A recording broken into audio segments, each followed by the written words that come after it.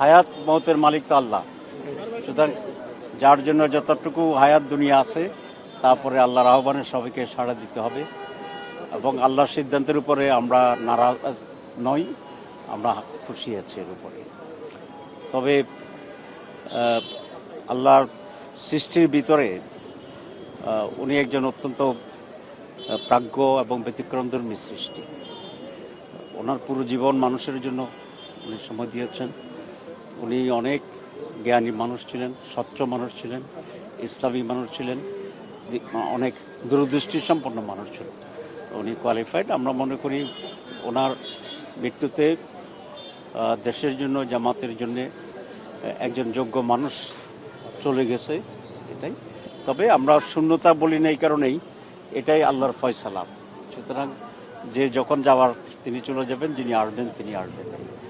আমরা শুধু এই বিষয়টাই বলতে চাই যে ওনার যে বিশাল অবদান দেশের জন্য এবং ইসলামের জন্য এবং ইসলামী আন্দোলনের জন্য, জামাত ইসলামীর জন্য, এটি দেশের মানুষের কল্যাণের জন্য দীর্ঘদিন ধরেই এটা কাজ করবে, কাজে লাগবে এবং ওনার অবদানটি ওনার মৃত্যুর সাথে শেষ হয়ে যাবে না।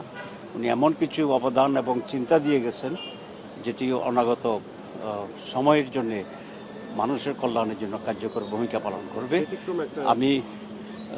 উনি একটা ব্যতিক্রমী মানুষ ছিলেন, অনুকরণীয় ছিলেন, অনুসরণীয় ছিলেন।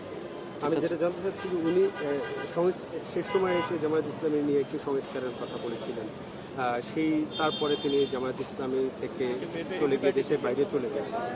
সেই বিষয়টার জায়গা থেকে জামায়াত ইসলামীর সাথে তার কোনো দূরত্ব রয়েছে কিনা বা দূরত্ব তৈরি উনি যখন জামাত থেকে রিজাইন করেছিলেন, তারপরে জামাতের যে বিবৃতি, সেটা আপনারা যদি পড়েন তাহলে দেখবেন জামাত তার প্রতি কোনো ধরনের নেগেটিভ ধারণা করেনি। উনিও জামাতের প্রতি কোনো নেগেটিভ ধারণা ছিল না।